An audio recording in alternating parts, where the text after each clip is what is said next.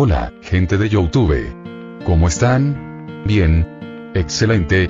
Bueno, aquí les traigo un nuevo fanfic, o quizá no, tal vez ya lo escucharon en otra parte, o tal vez no. El link del fanfic estará en la descripción, así que vayan y apoyen al creador para que se anime a sacar más capítulos. Bueno, ya los dejo con el fanfic. Así que nos vemos en el próximo video, cuídense mucho y que Dios los bendiga con mucho dinero. Y si no quieren dinero, entonces con muchos bebés. Capítulo 215. Fury forma parte del trato. Triskelion con Nick Fury. Fury observaba el monitor con atención. Vio cómo 5, 6 y sus 2 guardias caminaban por los pasillos. Su dedo se cernía sobre el botón, listo para llamar a un equipo de asalto y capturar al supervisor si Fury lo consideraba posible. Observó cómo los 3 hombres entraban en un ascensor. Sentía la mano sudorosa mientras consideraba los posibles escenarios. ¿Valdría la pena? ¿Tendría éxito? Había muchas posibilidades de que las cosas salieran mal. Pero todo sería en vano, pues cuando el ascensor llegó a la planta baja, estaba vacío. Se puso de pie, atónito. Los había visto entrar y sabía que no se había detenido en ningún otro piso. Sin embargo, revisó rápidamente las cámaras de todos los demás pisos y no encontró rastro de las 3 personas. Presionando el botón, dio rápidamente sus órdenes. Cierren el edificio, encuentren y detengan a cualquier individuo sospechoso. Sin embargo, no encontraron nada. Registraron todo el edificio y revisaron todas las grabaciones, pero no había rastro de a dónde habían ido las 3 personas. Fury incluso desmanteló el ascensor por completo para buscar alguna pista, pero no hallaron absolutamente nada. Una vez más, había sido engañado por un supervisor. El hombre se había desvanecido en el aire, y el mero hecho de que apareciera por la puerta principal no era más que un insulto. Simplemente estaba demostrándole a Fury que podía. ¿Y cuál es el resultado de la investigación? Maria Hill levantó la vista de su tableta con expresión sombría. No hay rastro de ellos, señor. Es como si se hubieran esfumado. Hemos revisado todas las grabaciones y registrado cada rincón del edificio. Han desaparecido. Fury apretó la mandíbula. ¿Y cómo entraron? Eran personas claramente sospechosas y, sin embargo, pudieron entrar en mi oficina sin hacer sonar ninguna alarma. Ella dudó un instante antes de responder. Parece que tenían acceso total, señor. Sus credenciales fueron verificadas en todos los controles de seguridad. Es como si los estuvieran esperando. El ceño fruncido de Fury se acentuó. ¿Esperado? ¿Por quién? Ella parecía cada vez más nerviosa cuando la animaron a continuar. Por usted, señor, usted tenía una reunión programada con ellos. Todo se hizo conforme a la ley. Los ojos de Fury se entrecerraron. Me habría enterado de cualquier reunión, y sin embargo no lo hice, así que probablemente tengamos un espía entre nosotros. Supongo que sabes quién es. Ella sintió con expresión tensa. Tenemos algunas pistas, pero nada concreto todavía. Estamos llevando a cabo una investigación exhaustiva para localizar a quien haya facilitado esta filtración. Fury se recostó en su silla, con la mente a 1000 por hora. Duplicar los protocolos de seguridad y realizar un análisis exhaustivo de nuestros sistemas. Quiero que se identifiquen y corrijan todas las vulnerabilidades posibles. Y averiguar quién manipuló mi agenda. Quien quiera que haya hecho esto no es solo un espía. Está profundamente infiltrado. Ella sintió. Entendido, señor. Llegaremos al fondo de este asunto. Fury dudaba que encontraran al espía. Probablemente ya lo habían sacado de allí, y enseguida averiguarían quién era simplemente comprobando quién había dejado de presentarse a trabajar. Sin embargo, Fury no le dio más vueltas al asunto. En cambio, se centró en la pequeña memoria USB que le habían dado. Había negociado con ahínco con el supervisor, y aunque tuvo que ceder mucho, también había conseguido lo que quería. Rápidamente sacó un portátil desechable que Id le había traído. No pensaba conectar esa unidad a los servidores de Shield. No era muy confiado.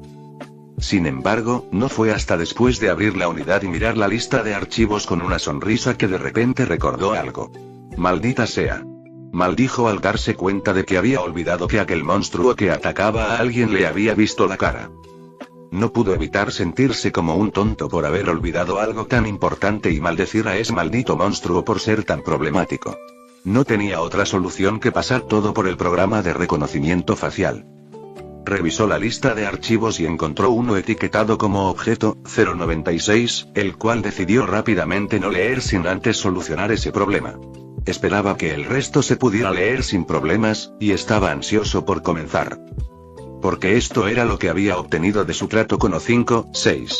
Un montón de archivos sobre monstruos, objetos y la insurgencia del caos. Información importante que finalmente le permitiría dejar de estar a oscuras sobre todo lo que estaba sucediendo. Claro, estaba seguro de que la información podría no ser del todo precisa y que faltarían muchos detalles. Sin embargo, eran cosas que podría verificar una vez que tuviera algunas pistas que investigar. Abrió el documento principal titulado Panorama General de la Insurgencia del Caos. Resumen de Chaos Insurgency y Introducción. La Insurgencia del Caos es una organización paramilitar clandestina surgida de la escisión del Baluarte. Sus objetivos y motivaciones suelen ser contrarios a los del Baluarte, centrándose en aprovechar objetos y entidades anómalas para su propio beneficio. Historia. La Insurgencia del Caos se formó oficialmente en 1924, tras un importante conflicto interno en el seno del Baluarte. Varios miembros de alto rango del Baluarte desertaron, llevándose consigo valiosos objetos e información. Este grupo disidente se convirtió en la Insurgencia del Caos. Objetivos. Adquirir y convertir objetos en armas. Desestabilizar gobiernos e instituciones globales. Llevar a cabo espionaje y sabotaje contra el Baluarte y otras organizaciones. Liderazgo. La Insurgencia del Caos opera bajo una estructura jerárquica y altamente secreta. Sus líderes son desconocidos, incluso para la mayoría de sus operativos. Se cree que utilizan nombres en clave y comunicaciones cifradas para mantener el anonimato. Actividades. Robo y contrabando de objetos. Asesinatos y secuestros de personal clave. Guerra cibernética y recopilación de inteligencia. Reclutamiento y radicalización de nuevos miembros. Operaciones conocidas. Operación Colmillo Roto. Robo del objeto redactado del sitio redactado en 1983. Operación Amanecer Negro. Ataques coordinados a las instalaciones de Bulwark en 2001. Evaluación de amenazas. La Insurgencia del Caos representa una amenaza significativa para la seguridad global. Su acceso a objetos y entidades anómalas, sumado a su disposición a utilizarlos agresivamente, los convierte en un adversario formidable. La vigilancia continua y las contraoperaciones son esenciales para mitigar su impacto. Fury se recostó en su silla, asimilando la información. La Insurgencia del Caos era mucho más organizada y peligrosa de lo que había previsto. Sus actividades no se limitaban al robo y al sabotaje. Trabajaban activamente para desestabilizar la seguridad global. Continuó leyendo el expediente, tomando nota de las distintas operaciones y sus repercusiones. Cada operación demostraba un nivel de precisión y crueldad que indicaba que se trataba de una organización altamente capacitada y con amplios recursos. Tendría que examinar detenidamente si podía verificar esta información. Sin embargo, el hecho de que este peligroso grupo fuera tan solo una escisión del Baluarte ponía de manifiesto el peligro y la magnitud de dicha organización.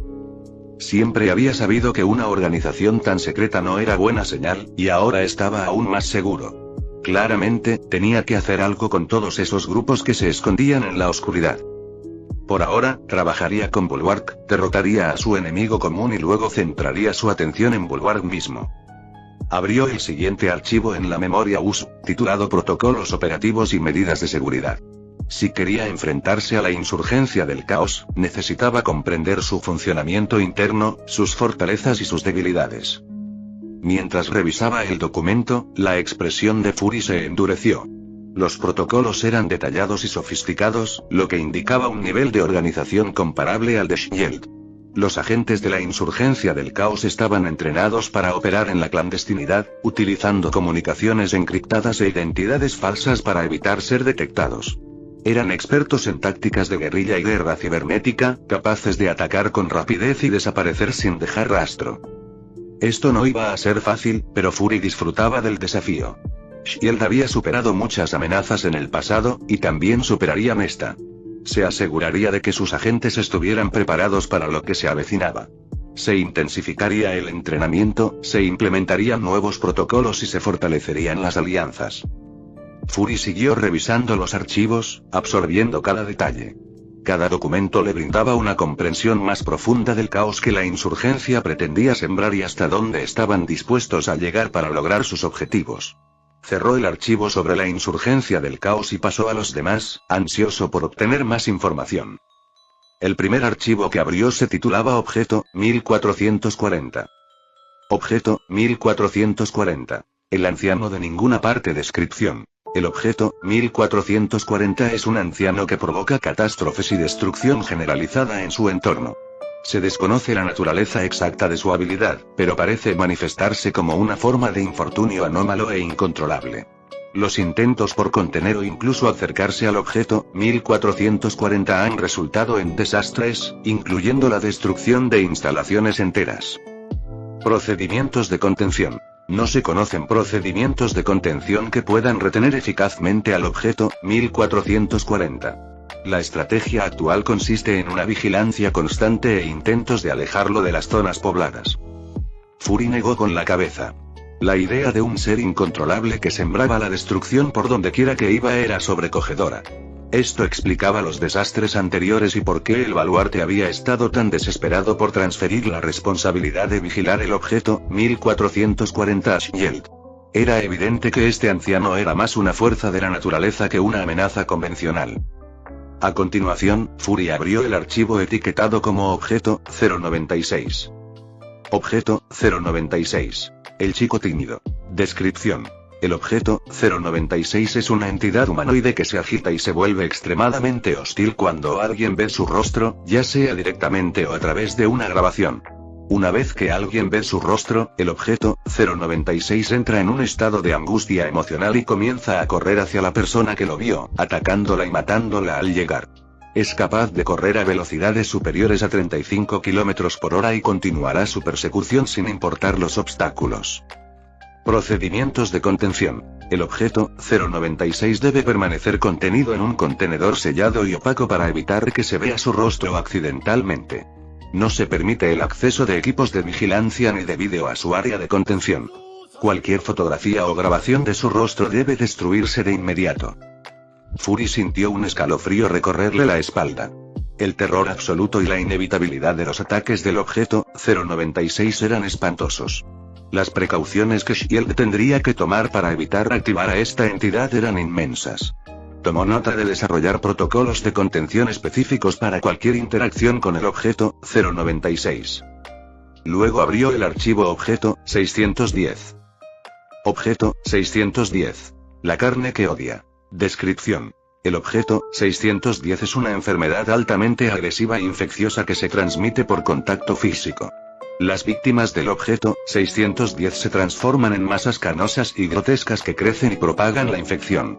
Las zonas afectadas se vuelven inhabitables, ya que la carne consume toda la materia orgánica disponible. Procedimientos de contención. Las áreas afectadas deben ser puestas en cuarentena y todo el personal infectado debe ser despedido de inmediato para evitar una mayor propagación. Se debe extremar la precaución al tratar con brotes del objeto 610. Fury hizo una mueca. Una enfermedad infecciosa que transformara a las personas en monstruosas masas de carne era una pesadilla.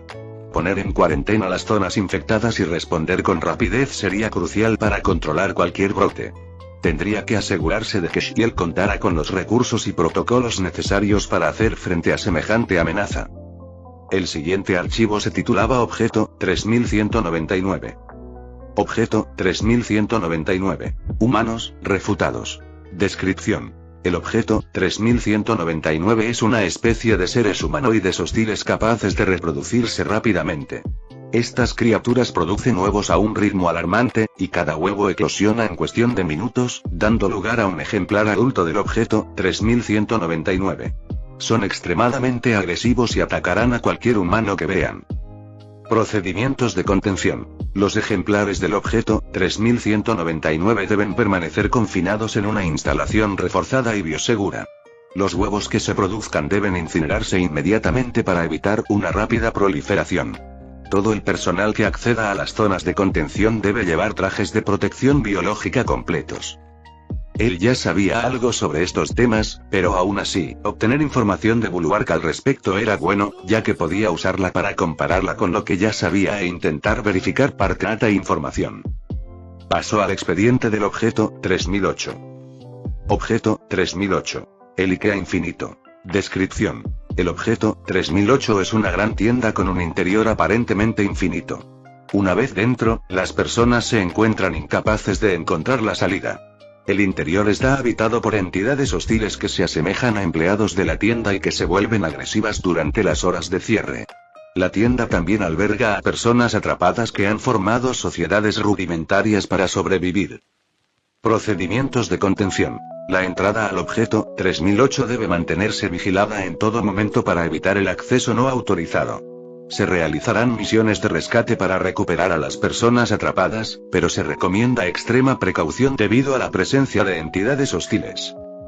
También sabía algo sobre este caso, ya que había enviado a Clint y Natasha adentro anteriormente, por lo que obtener más información le permitiría una vez más verificar las cosas, lo que le daría una mejor idea de cuánta de toda la demás información podría ser cierta. A continuación, abrió el archivo objeto 002. Objeto 002. La sala de estar. Descripción. El objeto 002 es una habitación que asimila cualquier material orgánico que se le introduzca, transformándolo en muebles y otros objetos domésticos. Los objetos creados por el objeto 002 conservan cierta consciencia, a menudo en un estado de tormento perpetuo. Procedimientos de contención. El objeto 002 debe mantenerse en una cámara segura y sellada. No se debe introducir ningún material orgánico en el objeto 002. Se realizarán inspecciones periódicas para garantizar que no se hayan producido fugas. La expresión de Fury se ensombreció.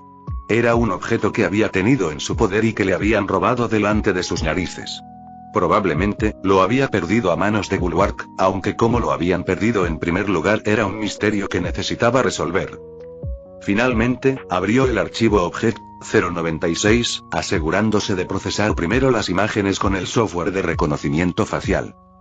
Objeto 096. El chico tímido. Descripción.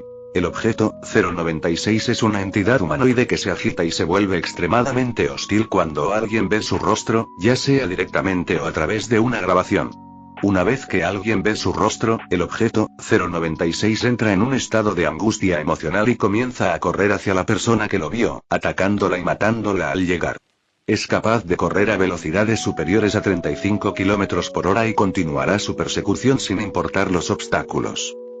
Procedimientos de contención. El objeto 096 debe permanecer contenido en un contenedor sellado y opaco para evitar que se vea su rostro accidentalmente. No se permite el acceso de equipos de vigilancia ni de vídeo a su área de contención. Cualquier fotografía o grabación de su rostro debe destruirse de inmediato.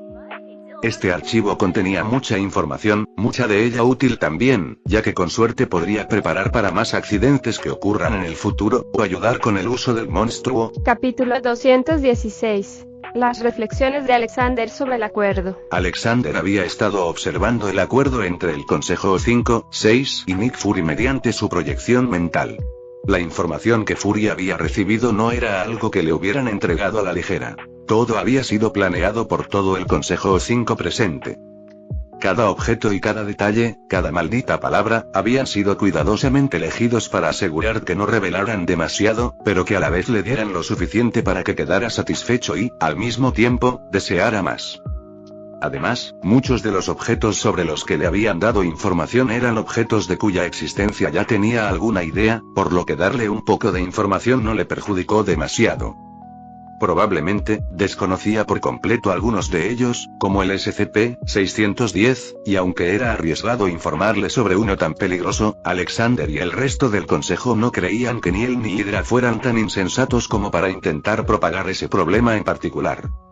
Así pues, no había mucho peligro en divulgar información. Al contrario, resultaría beneficioso, ya que Fury probablemente querría establecer su propio perímetro alrededor del foco del brote. Probablemente tendría que adentrarse más, creando una última línea de defensa en caso de que la fundación fallara.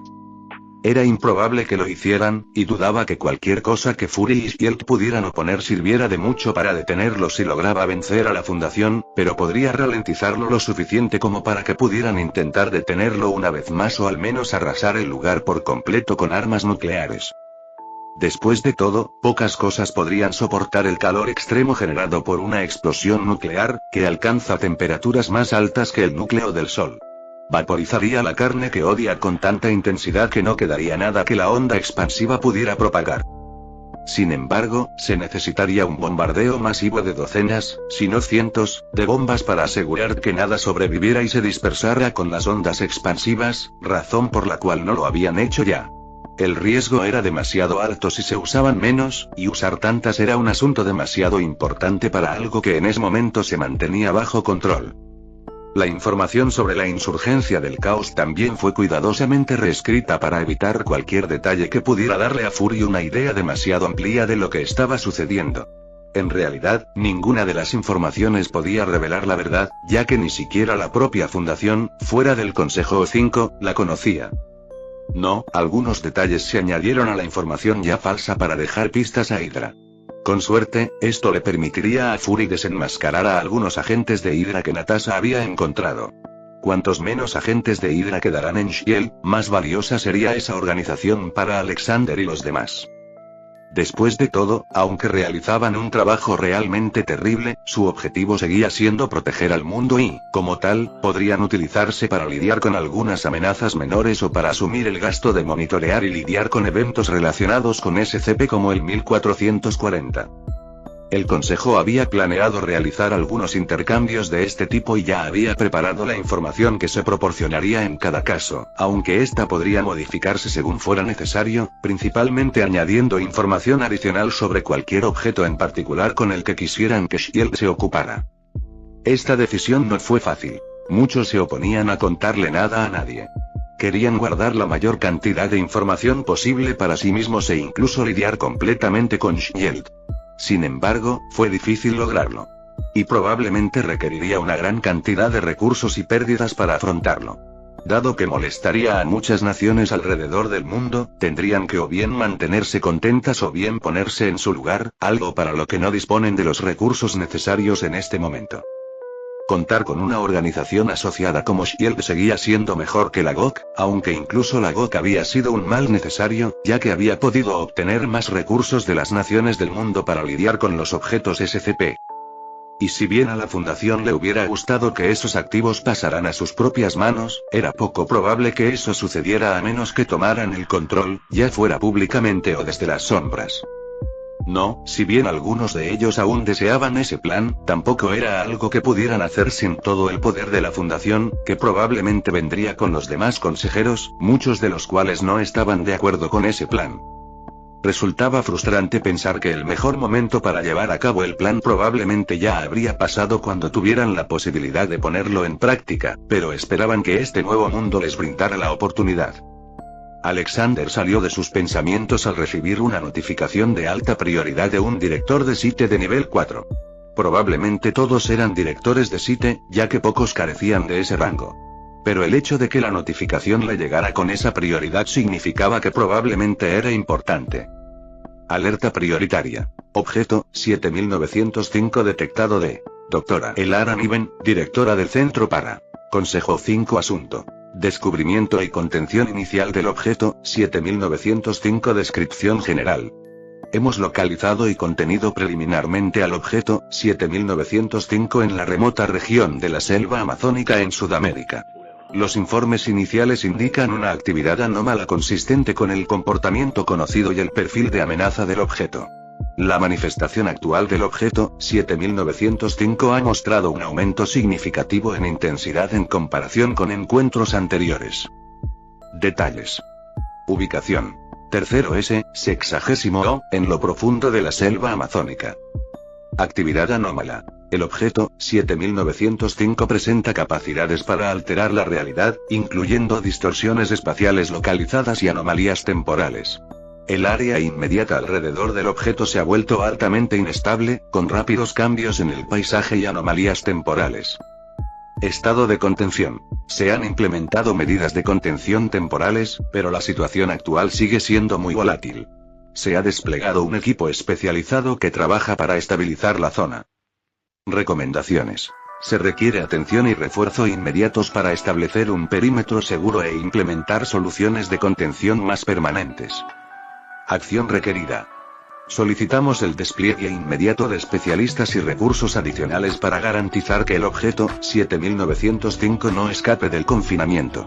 El equipo actual trabaja en condiciones extremas y es posible que no pueda mantener las medidas temporales por mucho tiempo. La supervisión y la dirección estratégica de un miembro del Consejo O5 serían invaluables en esta etapa. Este objeto era de gran interés para Alexander.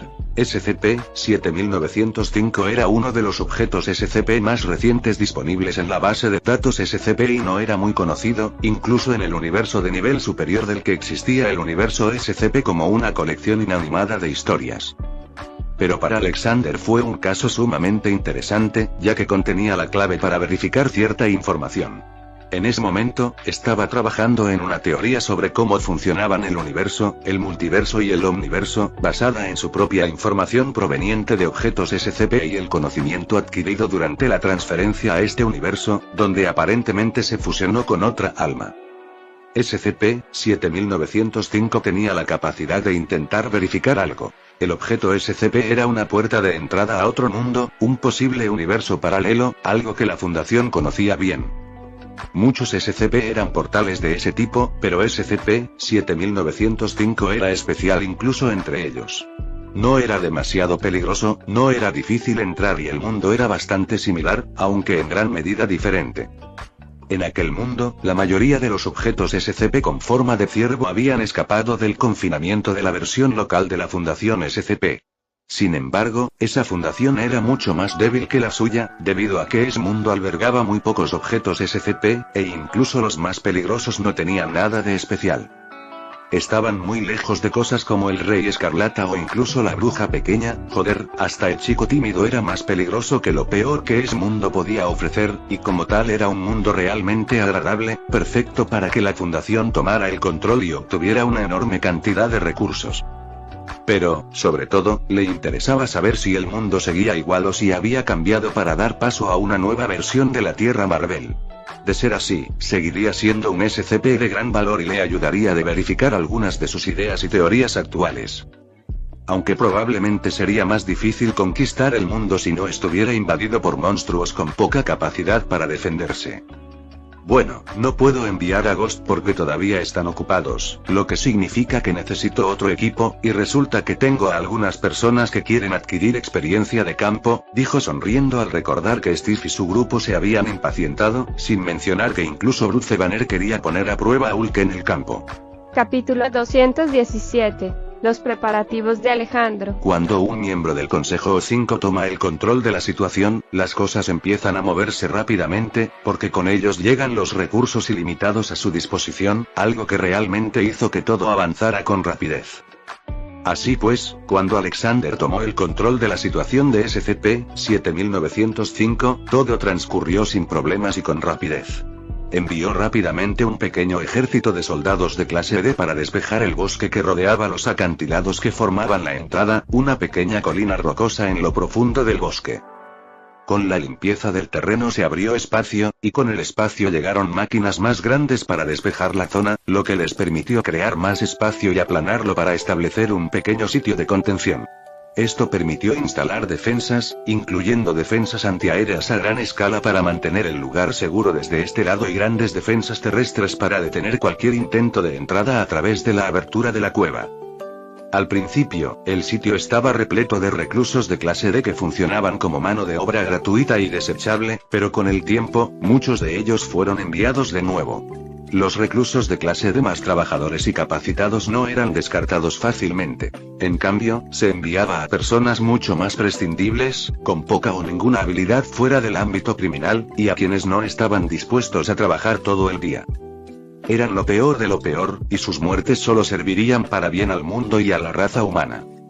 A ellos se unieron personal de carácter más militar, así como investigadores que vigilarían de cerca la zona, principalmente para detectar los cambios en la gravedad que podrían producirse cuando apareciera otro mundo al otro lado de una pequeña cueva. No fue nada grave. De hecho, el SCP tuvo muy pocos efectos pasivos en la zona tras asentarse. Probablemente solo la Fundación poseía la tecnología para detectar la distorsión espacial que se había producido allí, y ésta se estabilizaría en unos pocos años. Por un lado, Alexander se sorprendió un poco de que se hubiera detectado. En el universo antiguo no existían tales cosas, probablemente porque la cueva y el pasaje secreto al otro mundo llevaban allí mucho tiempo antes de ser descubiertos. Alexander conocía la fecha exacta en que se abrió ese portal, pero esperaba que funcionara como cualquier otro objeto y que se integrara de forma mucho más fluida en el mundo. Las cosas no aparecían de la nada. El nuevo sitio de la fundación no surgía de la nada. No, existían como si siempre hubieran estado allí, con caminos que conducían a ellos. Quizás ya estaban conectados a los servicios públicos. Incluso otros objetos SCP no aparecían de la nada, no había bosques que surgieran al azar, y siempre habían estado allí, o al menos así lo parecía. Pero este objeto claramente no siempre había estado allí, y él no estaba del todo seguro de lo que significaba. ¿Se debía a la sabiduría de Salomón? ¿O a la naturaleza de la fusión entre los dos universos? ¿O simplemente este SCP era especial? Esperaba obtener algunas respuestas una vez que estuvieran listos para enviar gente a investigar al otro bando. El plan era enviar primero a algunos de clase D, luego, dependiendo de sus hallazgos, enviarían una fuerza operativa móvil y después un equipo de élite para más investigación. Este equipo estaría formado por algunos miembros de su propia guardia, que llevarían los nuevos trajes de hierro de la Fundación, el escuadrón del Capitán América, Hulk y su novia. Los dos últimos serían los científicos de élite que enviaría en la primera oleada. Bruce Banner apenas necesitaba presentación, pues tenía más doctorados que Tony, aunque Tony podría tener más si quisiera. Simplemente eran personas diferentes que vivían en mundos diferentes. Tony no necesitaba ningún título para demostrar sus habilidades. Tenía una empresa y una fortuna que le permitían demostrarlas con resultados. Bruce Banner, en cambio, necesitaba esos mismos títulos para llamar la atención, obtener subvenciones, trabajo y laboratorios donde trabajar. Aunque era brillante y sería de gran ayuda en su misión, sin mencionar que Hulk era una de las fuerzas más poderosas de la Tierra, tal vez del universo, dependiendo de su fuerza y furia. Después de todo, solo Thanos, con su gema de poder, era capaz de tratarlo como a un niño. De no haber sido por esa gema, las cosas no le habrían resultado tan fáciles. Al fin y al cabo, Thanos probablemente se vio enormemente fortalecido solo por tener la gema en su guantelete. Seguramente se habría asegurado de que nada sucediera, sobre todo porque tenía que proteger a su novia. La doctora Lena Morris también era una investigadora experta, alumna nada menos que del Dr. Briggs, uno de los mejores y más excéntricos de la Fundación. Alguien que una vez intentó ver el rostro del chico tímido. Él realmente no sabía qué le convenía, pero era bueno. No siempre había sido así, pero tras hacerse con el SCP-963 original, fue entrenado y adoctrinado rápidamente. Y sin tener que preocuparse por su salud, aprendió muchísimo. La Fundación disponía de muchos medios para potenciar la inteligencia de alguien, pero a un precio muy alto. Quienes tomaban esos fármacos no podían vivir mucho tiempo, por no mencionar que les administraban otros medicamentos para asegurar su funcionamiento, ignorando los efectos secundarios del primero. En total, no podían vivir más de medio año. Para la mayoría era un gran problema, pero no para Briggs, que solo necesitaba un cuerpo nuevo, algo que la Fundación podía proporcionarle en abundancia. Le enseñaron las habilidades necesarias y le potenciaron el cerebro para que pudiera utilizarlas. Por suerte, no inculcó su locura a los demás, aunque se decía que Lena Morris era demasiado propensa a meterse en situaciones peligrosas. Aún así, era muy hábil y estaba muy cualificada para los trabajos que realizaba para la Fundación. También había otra persona en el equipo con una mente brillante. Peggy Carter. Quizás no fuera científica, pero había sido una agente de élite y había contribuido a la creación de S.H.I.E.L.D. Tenía sus propias fortalezas y una visión que pocos podían apreciar. Era una estratega brillante y alguien que se adaptaría bien a un entorno nuevo y desconocido. Probablemente terminaría siendo la líder del equipo, algo que él estaba dispuesto a permitir. Sus hombres estaban allí principalmente para aportar fuerza bruta y otras habilidades que le faltaban al equipo. Además, le eran leales, algo que no podía decir del todo del resto. Puede que le debieran mucho, pero el equipo América no era su gente. Bruce Banner también le debía mucho, pero, de nuevo, no le pertenecía del todo. Morris era igual, leal a la Fundación, pero no a él. Así pues, los pocos miembros de Alpha 1 que iba a enviar tenían sus propias misiones, que solo le beneficiaban a él, aunque la cuestión de qué misiones podrían llevarse a cabo dependía de si ese mundo del otro lado era el mismo mundo devastado que conocían o algo completamente nuevo. Mientras continuaban los preparativos, un pequeño grupo de personal de clase D fue seleccionado para ser el primero en entrar en la cueva. Entre ellos se encontraba D-9341, un hombre de unos 30 y tantos años que cumplía condena por robo a mano armada. La promesa de una reducción de condena a cambio de su cooperación fue lo único que le impidió rebelarse abiertamente. El personal de clase D estaba equipado con equipo básico de supervivencia, cámaras y dispositivos de comunicación. Se les informó sobre su misión: entrar en la cueva, explorar el otro lado e informar de cualquier hallazgo. D-9341 estaba nervioso, pero la curiosidad también lo carcomía. La idea de descubrir otro mundo, algo completamente desconocido, era emocionante en cierto modo. Muy bien, D-9341, te toca, indicó un investigador. Los demás siguieron la fila mientras se acercaban a la entrada de la cueva, un acceso oscuro y siniestro oculto en la ladera rocosa. Al entrar en la cueva, el aire se volvió más frío y la luz más tenue. El camino era irregular y las paredes estaban tan cerca que empezaron a sentir claustrofobia. D-9341 intentó regular su respiración, concentrándose en la tarea que tenía entre manos. El grupo se adentró más en la cueva. Los únicos sonidos eran sus pasos y el goteo ocasional del agua del techo. De repente, se produjo un sutil cambio, una variación en la presión del aire que hizo que a D-9341 se le taparan los oídos. El pasaje se ensanchó y se encontraron en una caverna que parecía extenderse sin fin. La oscuridad era profunda, pero a medida que avanzaban, una tenue luz comenzó a iluminar el camino. D-9341 salió de la cueva y se encontró en lo que parecía un mundo completamente distinto. Parpadeó ante el resplandor, mientras sus ojos se adaptaban a la escena. En lugar de la densa jungla de donde provenía, se encontró con vastas llanuras de hierba que se extendían hasta donde alcanzaba la vista. El paisaje estaba salpicado de flores silvestres y una suave brisa mecía la hierba alta. Al darse la vuelta, vio la gran montaña que acababan de atravesar. Se alzaba imponente sobre las llanuras, su superficie rocosa contrastaba fuertemente con las suaves colinas que se extendían en todas direcciones. El cielo era de un azul brillante, con solo unas pocas nubes tenues que flotaban perezosamente. «Mierda», murmuró entre dientes, sin poder creer lo que veía.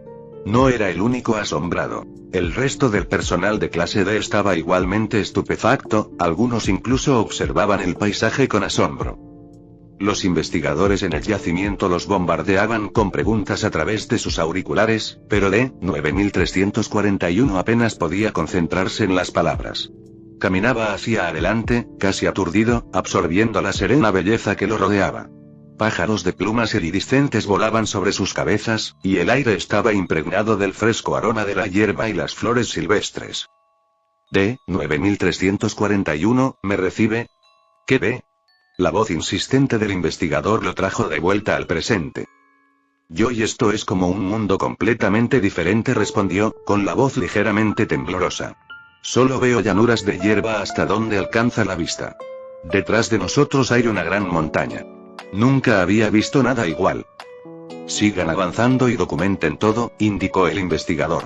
Necesitamos toda la información posible. D-9341 asintió, aunque no podían verlo. Encendió la cámara que llevaba en el pecho, intentando capturar el paisaje mientras avanzaba. El terreno era diferente a todo lo que había visto antes. La hierba se mecía suavemente y se oían ocasionalmente los gritos de animales lejanos.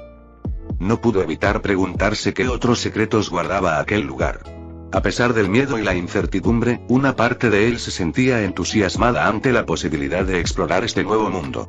A medida que avanzaban, el paisaje seguía asombrándolo y desconcertándolo. Sabía que no era más que un peón, un recurso prescindible en el gran esquema de las cosas, pero en ese instante se sintió como un explorador, un pionero adentrándose en lo desconocido. Capítulo 218. Primer descubrimiento dentro de SCP-7905. El último informe de D-9341 hablaba de una ciudad en ruinas, seguida de gritos pidiendo auxilio. Por más que el control le pedía que describiera lo que sucedía, ¿obedecía sus órdenes? Fuera lo que fuese, estaba tan asustado que por un instante olvidó el collar explosivo que llevaba puesto. Aunque probablemente se lo habrían recordado en el momento de la explosión, es difícil ignorar que te vuelen el cuello de esa manera. Aunque sabían que el lugar tenía al menos ruinas de civilización, lo cual era una buena señal, significaba que este podría ser, de hecho, el viejo mundo conocido por estar conectado con SCP-7905. Sin embargo, en el momento en que dejó de seguir órdenes, el pobre hombre firmó su sentencia de muerte, ya que la fundación no iba a permitirle actuar por su cuenta ni ser capturado, y como no les había contado lo que estaba sucediendo, no podían arriesgarse. Por suerte, había muchos más de donde él venía, así que en cuanto confirmaron su muerte y su última ubicación conocida, enviaron al siguiente miembro de la clase D a dirigirse a esa supuesta ciudad en ruinas y continuar la investigación. Puede que D-9341 haya sido el primero, pero le siguieron una docena más, y cada uno acabó muriendo y con su collar detonando antes de que llegara el siguiente. Poco a poco, les fueron proporcionando mejor equipo, y pronto la fundación dispuso de sonido y vídeo de alta calidad de lo que ocurría al otro lado. Hasta el momento, todo apuntaba a un mundo similar a la Tierra al otro lado. Y la ciudad, que efectivamente estaba en ruinas y completamente abandonada, también parecía haber albergado humanos en el pasado. Esto contradecía ligeramente la teoría de que SCP-7905 permanecía conectado al mismo mundo, ya que allí solo había seres con apariencia humana. Aunque hasta el momento se habían identificado pocos peligros, seguían perdiendo soldados de clase D, pero aún no habían descubierto el motivo, al menos no del todo. Habían perdido algunos a manos de robots que, francamente, parecían tener una tecnología impresionante, pero su origen seguía siendo un misterio. Finalmente, se decidió que debían asegurar una posición en el otro lado. Si querían explorar más, necesitaban más armas y la capacidad de enfrentarse a esos robots y otras amenazas. Y así, la clase D fue enviada nuevamente en masa, esta vez transportando materiales al otro lado. En tan solo un día, la fundación, utilizando abundante personal de clase D y algunas dosis de partículas PIM, construyó una pequeña base al otro lado de la cueva. La fundación estaba equipada con el mejor armamento, incluyendo algunos misiles con capacidad nuclear listos para ser disparados contra cualquiera que se atreviera a resistirse a sus armas menos potentes. También contaba con numerosos vehículos blindados y algunos de los aviones furtivos más avanzados. La necesidad de un lugar al que replegarse que no condujera a los enemigos de vuelta a su propio mundo, y la capacidad de proporcionar apoyo aéreo o una lluvia de misiles, motivaron la creación y el envío de una fuerza operativa móvil. La unidad MTF asignada a la misión fue cuidadosamente seleccionada por su experiencia en situaciones desconocidas. Estaba equipada con el armamento más avanzado disponible, incluyendo rifles de energía, blindaje pesado y drones de reconocimiento. La unidad recibió información detallada sobre la misión: explorar la ciudad, identificar cualquier amenaza y asegurar cualquier información o tecnología valiosa. El capitán Reed, líder de la unidad MTF, se encontraba al borde de la base, contemplando las ruinas. Su rostro reflejaba una expresión seria. El peso de la misión le oprimía los hombros. Había visto las imágenes del personal de clase D y había escuchado sus gritos al morir. Fuera lo que fuese, era peligroso. Pero precisamente por eso estaban allí. Muy bien, equipo, exclamó Reed, reuniendo a su unidad a su alrededor. Ya saben lo que tienen que hacer. Manténganse alerta, permanezcan juntos y sigan el protocolo al pie de la letra. No estamos aquí para hacernos los héroes. Nuestro objetivo principal es recabar información y asegurar esta zona. Si algo se mueve y no es de los nuestros, lo neutralizaremos. Los miembros del equipo asintieron, revisando sus armas y equipo por última vez. Habían participado en innumerables misiones juntos, y existía un entendimiento tácito entre ellos. Conocían los riesgos, pero también sus capacidades. Mientras el equipo avanzaba, drones los escoltaban, proporcionando vigilancia en tiempo real de los alrededores. La ciudad en ruinas se alzaba imponente ante ellos, con sus edificios derruidos proyectando largas sombras en la luz menguante. El aire estaba impregnado del olor a descomposición, y el inquietante silencio solo se rompía por el sonido de sus pasos sobre el pavimento agrietado. Capitán, estamos detectando movimiento en el cuadrante noroeste, informó uno de los operadores de drones. Parece un pequeño grupo, posiblemente humanoide. Entendido, respondió Reed, indicándole al equipo que ajustara su formación. Manténganse todos alerta. Estemos atentos a lo que haya ahí fuera. El equipo avanzó con cautela, con las armas preparadas. Al doblar una esquina, los vieron. Figuras que se movían entre los escombros. Tenían forma humanoide, pero se desplazaban con una precisión mecánica que inmediatamente activó las alarmas en la mente de Reed. Robots, murmuró, reconociendo la amenaza. Ataquen a mi señal. Pero antes de que pudiera dar la orden, las figuras se volvieron hacia ellos. Los robots eran elegantes, con un diseño a la vez alienígena e inquietantemente familiar. Se movían a una velocidad casi imperceptible para el ojo. «¡Abran fuego!», gritó Reed, y el equipo desató una andanada de proyectiles energéticos contra las máquinas que se aproximaban. Los robots eran rápidos, pero el equipo de respuesta móvil estaba bien preparado. Sus armas estaban diseñadas para hacer frente incluso a las amenazas más avanzadas, y en cuestión de segundos, varias de las máquinas quedaron reducidas a montones humeantes en el suelo. Pero seguían llegando más, emergiendo de las sombras de los edificios en ruinas. «Tenemos que replegarnos a la base», ordenó Reed, dándose cuenta de que estaban en inferioridad numérica. «Allí plantaremos cara». El equipo se retiró de forma coordinada, cubriéndose mutuamente mientras avanzaban. Los robots los perseguían sin descanso, con sus extremidades mecánicas zumbando mientras acortaban la distancia. Pero el equipo de operaciones especiales fue más rápido y alcanzó la seguridad de la base justo cuando el primero de los robots traspasó el perímetro. «Fuego a discreción», ordenó Reed mientras tomaban posiciones defensivas. Las defensas automatizadas de la base se activaron, lanzando una lluvia de misiles y ráfagas de energía contra las máquinas que avanzaban. La batalla fue intensa, pero la superior potencia de fuego de la Fundación cambió rápidamente el rumbo del combate. Los robots, a pesar de su número y tecnología avanzada, no pudieron hacer frente al poderío combinado del equipo móvil de tareas y las defensas de la base. Uno a uno, fueron cayendo, hasta que el último quedó reducido a chatarra esparcida por el suelo. Cuando el polvo se disipó, Reed inspeccionó el campo de batalla. Habían ganado la primera escaramuza, pero esto era solo el principio. La presencia de tecnología tan avanzada planteaba más preguntas que respuestas. ¿De dónde habían salido esos robots? ¿Quién o qué los había construido? ¿Y qué más les esperaba en las profundidades de la ciudad en ruinas? «Tenemos que asegurar la zona y empezar a rescatar lo que podamos», dijo Reed, pensando ya en el futuro. «Aquí está pasando algo más de lo que creemos, y quiero saber qué es». El equipo comenzó a recoger los restos de los robots, mientras Reed enviaba un informe detallado al mando. La misión estaba lejos de terminar y lo que estaba en juego era más importante que nunca. Habían descubierto un nuevo mundo al otro lado de la cueva y, con él, una nueva serie de peligros que la Fundación y el mundo debían comprender. El primer paso para comprender este nuevo mundo consistió en el estudio de estos robots. No solo tenían forma humanoide, sino que sus habilidades sugerían que habían sido creados y diseñados por manos humanas. Esto probablemente significaba que este mundo albergaba una civilización humana avanzada, aunque podría estar enfrentándose a alguna amenaza desconocida, dado el estado de la única ciudad encontrada hasta el momento.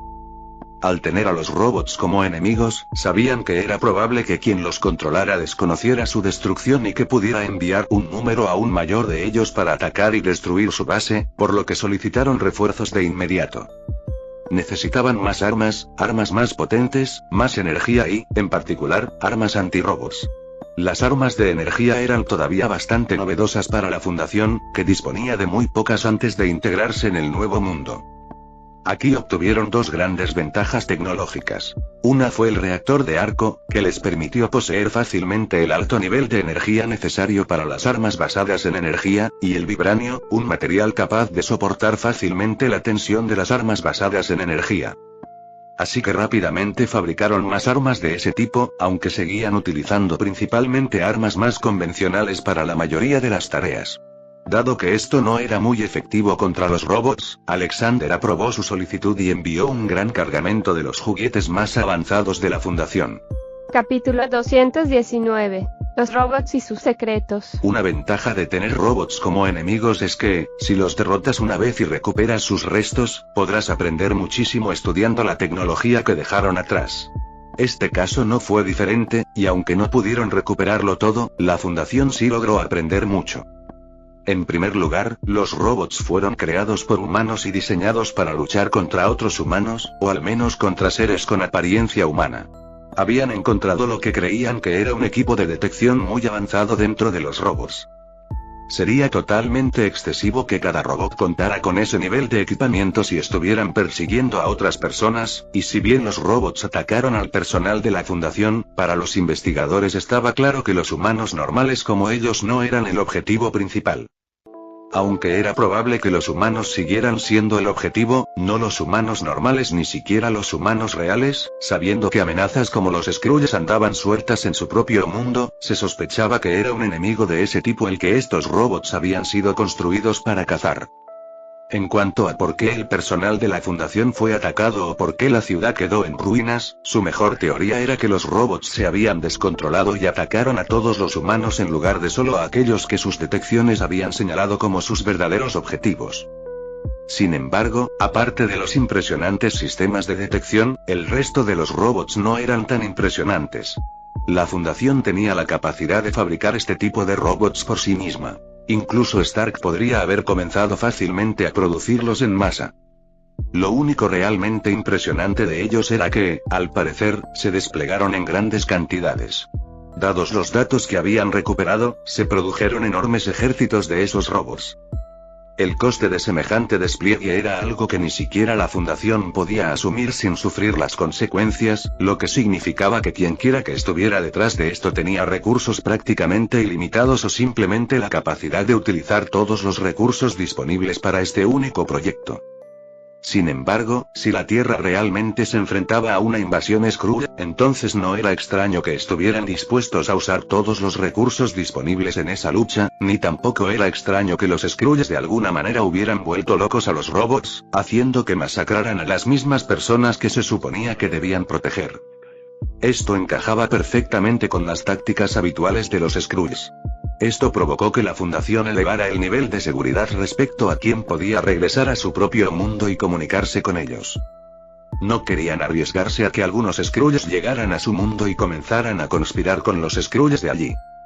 Alexander autorizó el envío de todo tipo de equipos, con el fin de impedir que nadie se colara en la cueva, así como de bloquear cualquier comunicación ajena a la fundación. La fundación bloqueó por completo el paso de cualquier señal inalámbrica y cableó la suya propia. No se corrió ningún riesgo ni se escatimaron gastos, sobre todo tratándose de un mundo entero, ya fuera un territorio potencialmente hostil o una fuente inagotable de recursos. Bruce Banner se ajustó las gafas por tercera vez en 3 minutos, un tic nervioso que no lograba quitarse de encima. Estaba de pie en la sala de reuniones, moviendo las manos nerviosamente mientras observaba a los demás presentes. La sala estaba llena de altos cargos de la fundación, militares y científicos, todos esperando la llegada de la persona a cargo que les informaría sobre los últimos acontecimientos. A pesar de todo lo que había vivido, a pesar de todas las batallas, de todo el peligro, aún había algo en lo desconocido que lo inquietaba. No era el miedo al daño físico. Hacía tiempo que había aprendido a lidiar con eso, con Hulk siempre al acecho. No, era el miedo a lo desconocido, a no tener el control de lo que pudiera suceder. De pie junto a él, Lena Morris vibraba de emoción. Su entusiasmo era palpable y sus ojos, llenos de expectación, brillaban de anticipación. Había participado en varios proyectos de alto riesgo, pero esto era algo completamente nuevo.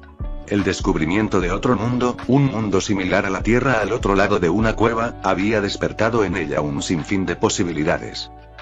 ¿Puedes creerlo, Bruce?, susurró ella, con la voz teñida de asombro. Otro mundo, potencialmente repleto de tecnología desconocida, criaturas exóticas y quién sabe qué más. Esta es la oportunidad de tu vida. Bruce asintió, aunque no pudo mostrar el mismo entusiasmo. Apreciaba el entusiasmo de Lena, de hecho, lo admiraba, pero su mente estaba centrada en los riesgos potenciales. Los hallazgos de la fundación sobre los robots eran, cuanto menos, preocupantes.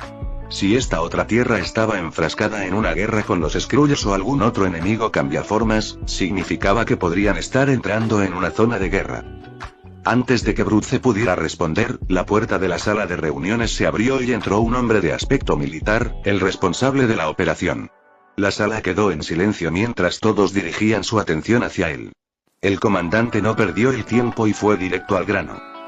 Gracias a todos por venir, comenzó con voz tranquila pero autoritaria. Como saben, el descubrimiento de SCP-7905 ha llevado al establecimiento de una base avanzada al otro lado de la cueva. Nuestro reconocimiento inicial ha revelado una ciudad en ruinas y una fuerza de defensa automatizada compuesta por robots de alta tecnología. Si bien estos robots son formidables, no son invencibles. Creemos que fueron diseñados originalmente para proteger esta otra tierra de una amenaza específica. Posiblemente cambiaformas como los Skrulls. Se escuchó un murmullo de aprobación en la sala. Bruce notó que algunos militares presentes asintieron, lo que probablemente indica que compartían su preocupación por los peligros potenciales. Nuestra misión, continuó, es establecer una base en este mundo, explorar las ruinas y determinar el alcance de la amenaza que enfrentamos. También necesitamos averiguar si este mundo alberga recursos o tecnología que puedan beneficiarnos.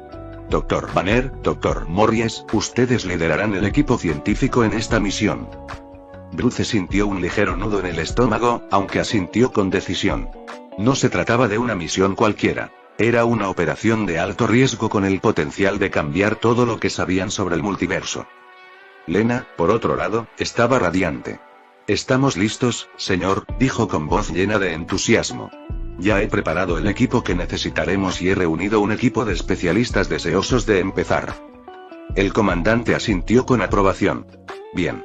La primera prioridad es establecer un perímetro de seguridad alrededor de la base y comenzar a analizar las ruinas. La segunda prioridad es estudiar la tecnología de los robots que hemos encontrado. Cualquier información que puedan recopilar sobre su diseño, programación y propósito será invaluable. También debemos estar atentos a cualquier señal de actividad hostil, ya sea por parte de los robots, posibles supervivientes o cualquier otra amenaza que pueda surgir. Bruce sintió un peso enorme sobre sus hombros. Las implicaciones de esta misión eran enormes y el margen de error, mínimo. Pero también sabía que era una oportunidad para aportar algo significativo, para ayudar a comprender y, potencialmente, neutralizar una amenaza que podría extenderse más allá de esta otra tierra. Al concluir la sesión informativa, Bruce y Lena recibieron las instrucciones finales y se les asignaron sus misiones. Rápidamente se dirigieron a la plataforma de transporte, donde les esperaba una aeronave de la Fundación, lista para llevarlos a la base al otro lado de SCP-7905. El viaje fue tenso para Bruce. Lena, sin embargo, no dejaba de hablar de las posibilidades. De la oportunidad de estudiar un ecosistema completamente nuevo, de desvelar los secretos de la robótica avanzada con la que se habían topado y de explorar las ruinas de una ciudad que podría contener la clave del pasado de este nuevo mundo. Cuando finalmente llegaron a la base, Bruce salió de la aeronave y observó el entorno. La escena que se presentó ante él era a la vez familiar y extraña. La base en sí era un testimonio de la eficiencia de la Fundación, con sus muros repletos de defensas y su interior repleto de tecnología de punta. Pero más allá de la base, el paisaje se extendía en una vasta llanura cubierta de hierba, con las ruinas de la ciudad visibles a lo lejos. La montaña que habían atravesado se alzaba imponente tras ellos, un guardián silencioso del extraño mundo nuevo al que habían llegado. Para Lena, era un sueño hecho realidad. Para Bruce, era un recordatorio de que se encontraban en territorio desconocido y que el camino por delante estaba plagado de incógnitas. Pero ambos estaban listos para afrontarlo de frente. Bruce, por su parte, estaba dispuesto a hacerlo, a correr ese riesgo. Lo motivaba algo fuerte, algo verdaderamente poderoso. Lo motivaba su amor, el amor por Oliver, quien había muerto salvando a sus amigos y colegas de la cruel muerte que SCP-4885 les habría deparado. Y su incipiente amor por Lena. El amor era algo poderoso, algo capaz de anular toda lógica. La Fundación lo sabía y lo trataba con sumo cuidado. No lo ignoraban. A veces, incluso lo apoyaban, siempre y cuando creyeran que tendría un resultado positivo. No querían que la gente rompiera las reglas por amor, liberara objetos SCP ni ignorara el protocolo por amor. En cambio, querían que la gente se sacrificara voluntariamente por amor. Muchos miembros de la Fundación estaban dispuestos a hacer lo mismo por sus seres queridos. Por este motivo, a menudo se les permitía llevar una vida relativamente normal, casarse y tener hijos, aunque frecuentemente con otros miembros del personal. Todo ello para asegurar que tuvieran algo por lo que estuvieran dispuestos a morir y que ese algo estuviera vinculado a los intereses generales de la Fundación. Fin del capítulo 219.